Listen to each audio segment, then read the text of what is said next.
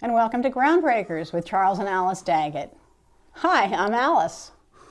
Groundbreakers is a show about the history of American architecture, and specifically how it's been shaped by the American dream, the American character which simply bursts with ingenuity and invention.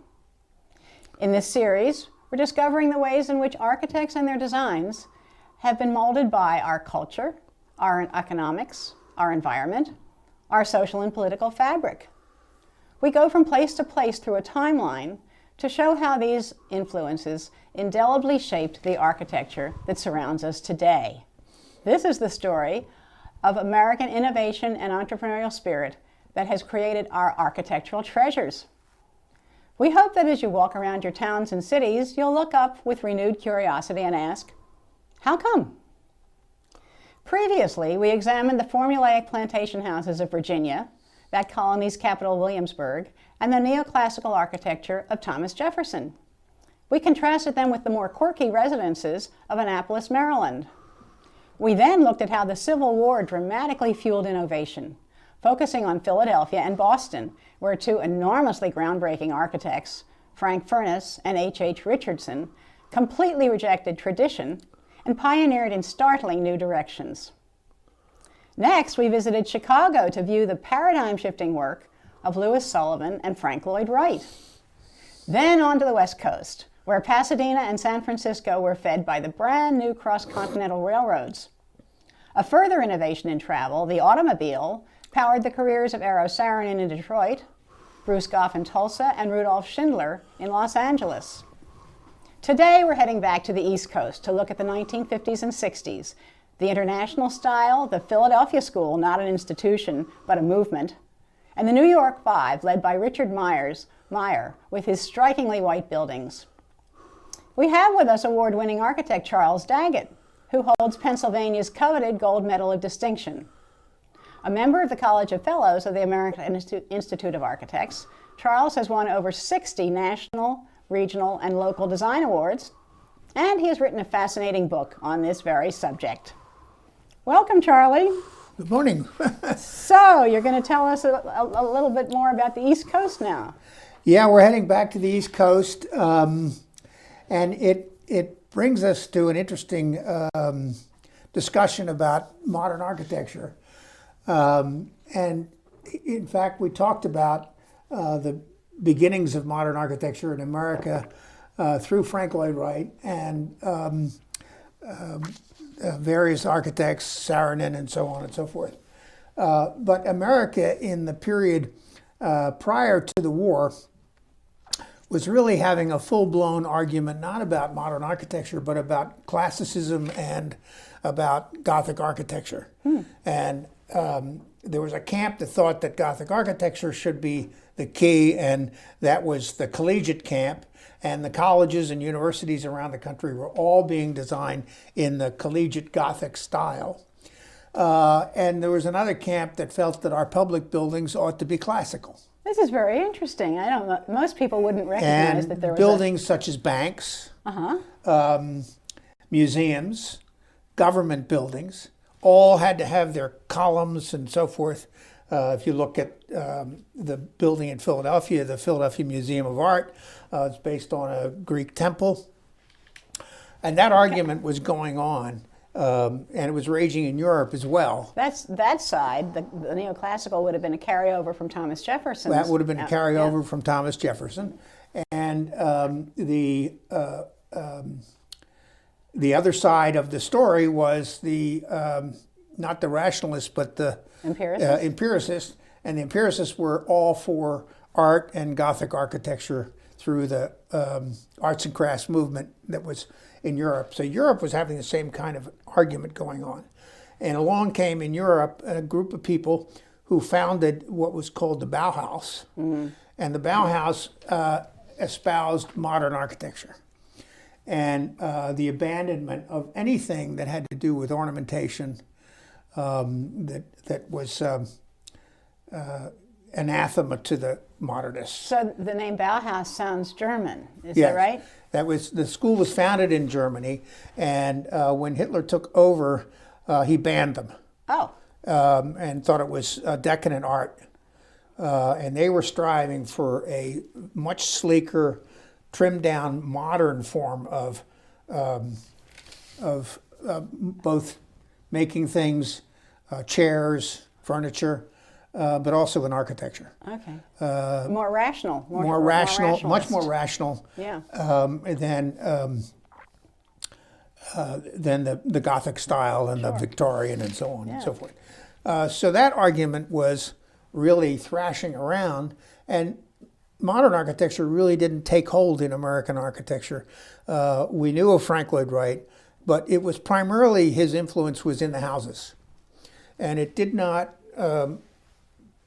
translate into larger corporate buildings or any of that kind of building. That was all reserved for classicism and Gothic. Then the war comes, and the Germans, who were evicted by Hitler, arrived in America. Oh, sure. And brought with them their philosophy of no ornamentation and so on and so forth. And what they did was, through Walter Gropius, who came to Harvard, they proclaimed a new style of architecture, which was modernism. And even though Schindler, that we looked at before, was a modernist long before the Germans came, America didn't really adapt to that kind of architecture. Once the war was over, America began to thrive. The GIs came home. They were all getting educated through higher education, more than the trades. The GI Bill. The GI Bill. And America was far more mobile than it had been. And the suburbs began to expand in a large fashion. And along comes the modern movement and the Bauhaus movement. And the new religion is the corporate religion. And the new cathedrals are the corporate headquarters.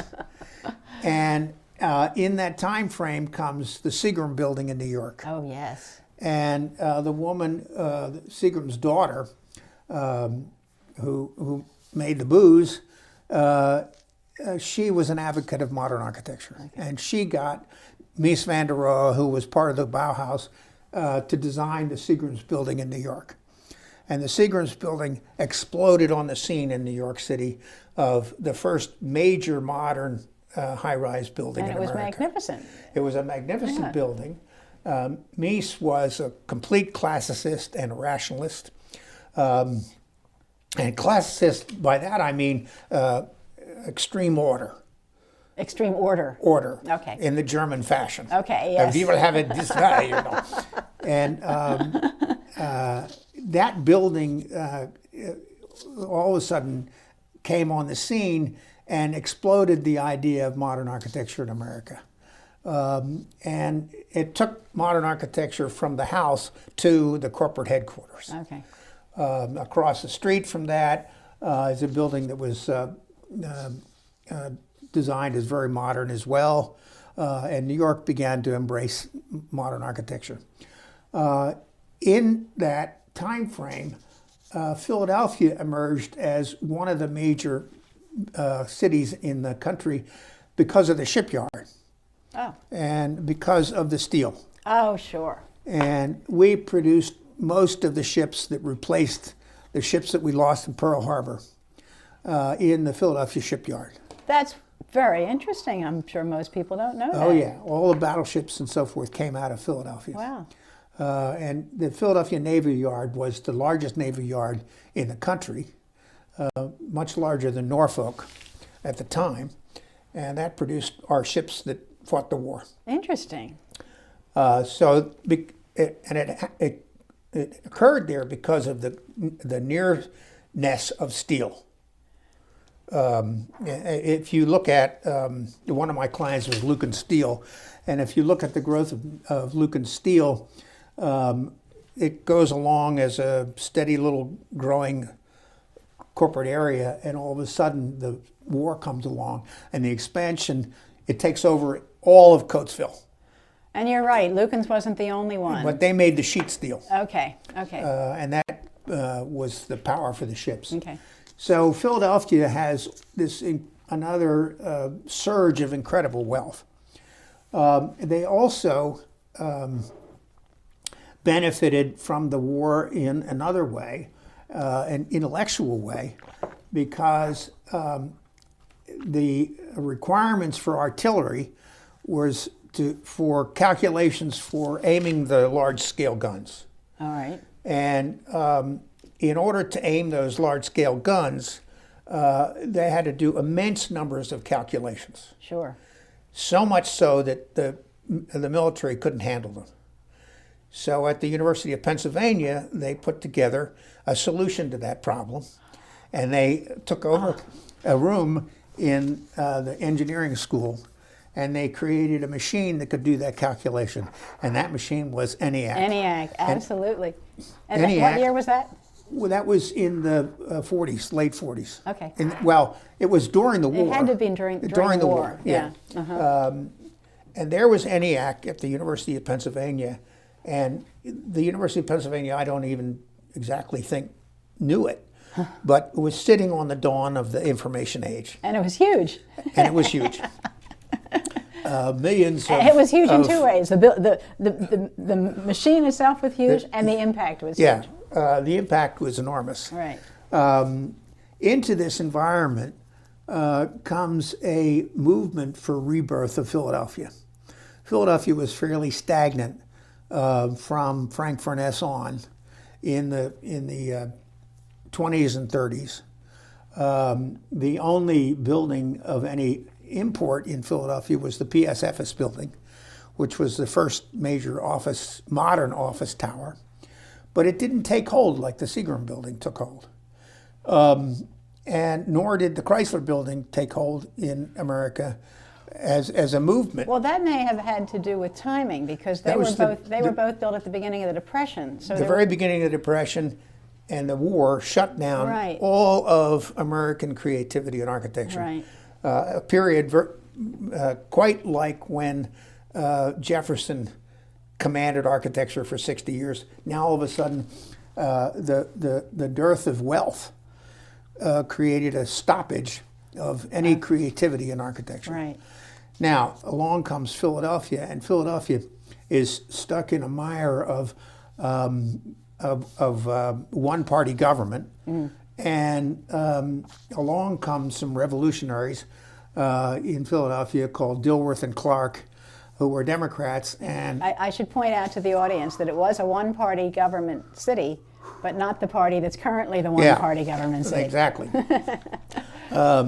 And the Democrats took over the city through Dilworth and Clark. Mayor Clark was the first Democratic mayor in Philadelphia for a long, long period of time.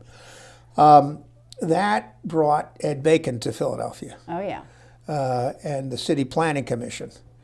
And Ed Bacon was one of the impetus for a whole new wave of thinking about city planning. And one of his great strengths of city planning was his willingness to look back in time at the ancient cities throughout history and look at their strengths and use that strength as a position for design of the American modern city. So he brought that flavor to Philadelphia. Sure. At the same time, Philadelphia moved from classical architectural education through Paul Cray, who was a very renowned Philadelphia architect, who taught in the Beaux-Arts method, and they brought to Philadelphia a man by the name of G. Holmes Perkins. So Paul Cray, I believe, was the University of Pennsylvania Architectural School. He was the dean, or the he was whatever. the dean of University of Pennsylvania Architectural School. Okay. And all of the schools at that time were based upon the Beaux-Arts method of teaching. Right. All of a sudden, Walter Gropius comes to Harvard, and he implants a new method of teaching, which is the contemporary method of teaching, which is architectural critiques and students doing projects and hanging their projects up in front of a jury. Walter Gropius brings that method of teaching to Harvard. At Harvard was a man by the name of G. Holmes Perkins, who was taught by Gropius. He practices architecture a little bit, not very successfully. He's brought to Philadelphia as Dean of the School of Fine Arts at the University of Pennsylvania. And G. Holmes Perkins, along with Ed Bacon in Philadelphia now, brings to Philadelphia such people as Louis Kahn, Aldo Jergla, both gold medal winners, Bob Venturi, gold medal winner, and Bob Geddes, who became Dean of Princeton University. So I think I can say that though you say they're gold medal winners, they weren't at the time that he hired them, No. right? He could see talent. He could see talent. Okay. One of his talent was to be able to see in other people the immense talent that they had and to bring them all together under one roof. Okay. And under that one roof was a group of faculty. It also included, by the way, Lewis Mumford was already there, but it included Ian McHarg, Robert Motherwell, Oh my. Robert Engman, and a number of other artists who were astounding artists.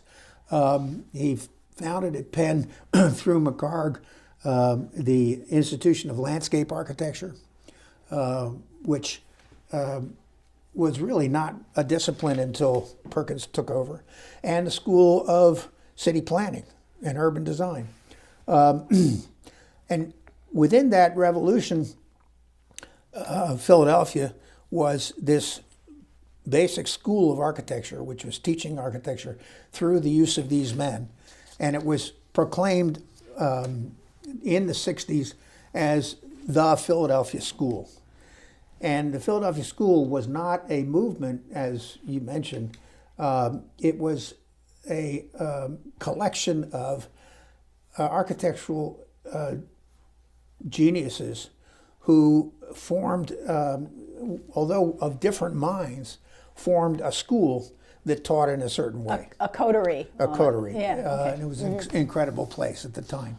It was when I was at Penn, when I was learning my skills as an architect, and I learned it through the Philadelphia School who was there. Okay. So today we look at Louis Kahn, who was the premier architect of the School of Fine Arts at Penn. And Kahn starts his practice in Philadelphia as an architect. He was taught by Paul Cray. He starts his practice in architecture in the modern movement. And one of his first houses is the Esherick House. And the Esherick House is an extraordinary house that borrows from the international style with lots of glass, but also brings a different kind of scale to the modern movement, which is very, very touchy-feely scale of arts and crafts. So he couples the modern movement with arts and crafts together. So this is kind of what makes him stand out from the others? Well, where he stands out is what he brings, and we'll see in a minute, to architecture is a profound sense of connection to the cosmos. Oh. And of light, and the reaction of light to material. And you can see it in his detailing of things. Everything about his buildings are focused on how light reflects off of the materials. That's true. And That's true. When you think of Kahn, you think of mass and you think of light. so And dark and shadow. What Kahn does, when it comes to Philadelphia, after doing the Esherick House, he went to Yale and studied, and professed architecture at Yale as a professor. And because of the Philadelphia connections that Yale had an architect who had worked on the PSFS building. He was the dean up there. and he brought Kahn to Yale and gave Kahn his first major commission, and that was the Yale Art Gallery. And the Yale Art Gallery is a building that, again, looks carefully at the international style in its detailing, and its precision work of its facade is really quite extraordinary. That's true. But he brings to the Yale Art Gallery a real sense of mass. And he makes the interior out of a concrete ceiling that is a coffered ceiling, only it's a triangular coffered ceiling, not squares. It's an extraordinary grid that allows for partitions to be placed almost in any direction, in any fashion, so that art can be exhibited throughout the building in ways that the exhibitor wants it to be exhibited.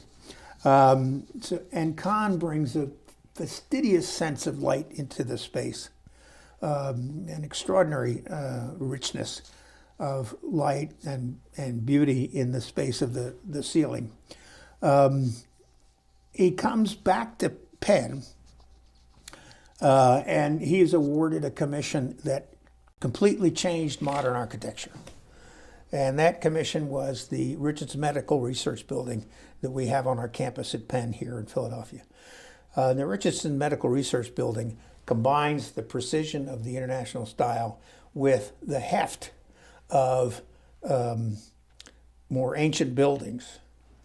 And what Kahn said of that building was that he was inspired by the towers of San Gimignano in Italy. And so what Kahn brings to the School of Architecture is a revered sense of the past as well as Bacon had. Oh, beautiful. And he looks back to the past and says, you know, we can't give this all up. And while his architecture was not ornamented in any way, in any fashion, he brings to it the sense of heft and of massiveness that the ancient architects brought to the castles and so on that dotted all over Europe, and this sense of monumentality. And Kahn brings that And sense of import, almost. Import. Yeah, in a way. And then he goes on to do some extraordinary buildings. The Exeter Library at Exeter School is an incredible library building. And that too has a certain amount of heft to it. And he declares the interior of that library as the place where you found a book in the light. Oh, how beautiful. And that's what his definition of a library was. It was the most stunning library that was done in the modern age. We used to have to compete with library specialists that you and your firm. Yeah, that touted their ability to do libraries. This is the only library that Lou Kahn did, and it outstrips any library that any expert could ever possibly do. And it was the whole notion. I think it was inspired also by Furness and his library of bringing the book into the light. That's right, the beautiful Furness Library at Penn. Yeah. Yeah. He does that building, and then he is because of the commission to do the Medical Research Building, which is a laboratory building at Penn, he is hired by Jonas Salk to design the Salk Center out in La Jolla, California. Yeah. And he cites the buildings, 2 laboratory buildings on a plaza that face the Pacific. And when he was taught at Penn, he always talked about Jefferson's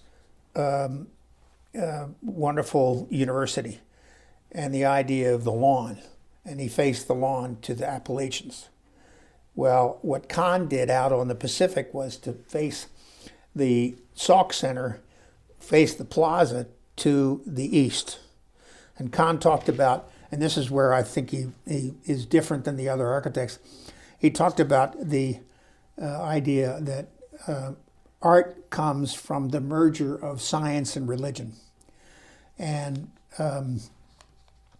when he gets to Salk, he puts 2 science buildings on a plinth, on a platform, with a stream of water running down the middle of the platform, facing the Pacific. And he says the same message that Jefferson did, out there is the mystical East. And he joined the mystical East and said, that's the 20th century. And it's an extraordinary place. Let me interrupt you to say that there is so much more that you are going to discuss today, and we're running low on time. So you might want to do it all, or you might want to put some of it off till next time. Well, we'll see where we go. Okay. His next building is the Kimmel Art Museum, which is an extraordinary museum. And then his most extraordinary building commission that he had was to do the capital of Bangladesh? Bangladesh in Dhaka.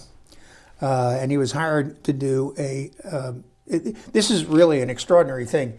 He is a Jewish architect inspired by an Islamic country to do the first Islamic democracy building in the world.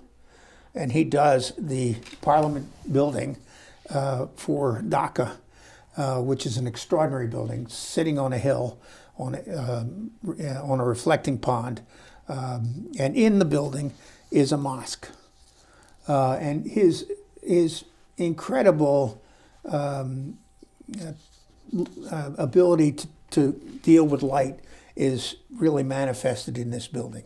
Now, did they intend to put a mosque there? Or? No, he talked them into building a mosque in the building.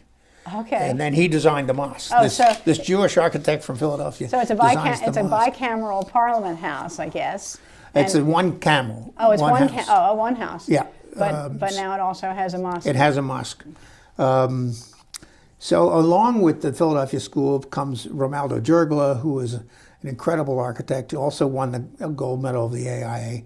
And Romaldo was in Philadelphia. He came from Italy, but he really started his practice here in Philadelphia.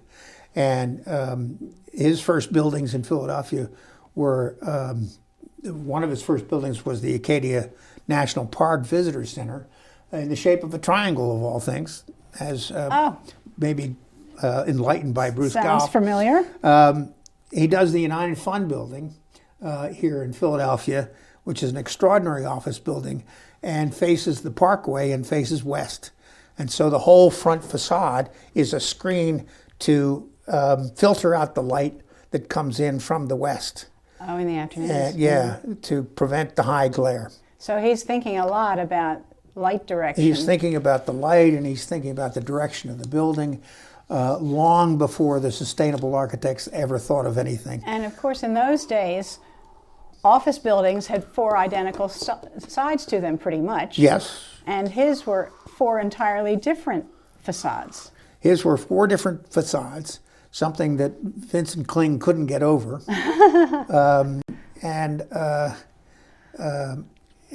Romaldo designed this building very much in the Italian way of thinking about the outside and thinking about the orientation of the building. He then designed the CNA building and the INA building in Philadelphia, which again responds to the direction of the sunlight that faces west as well.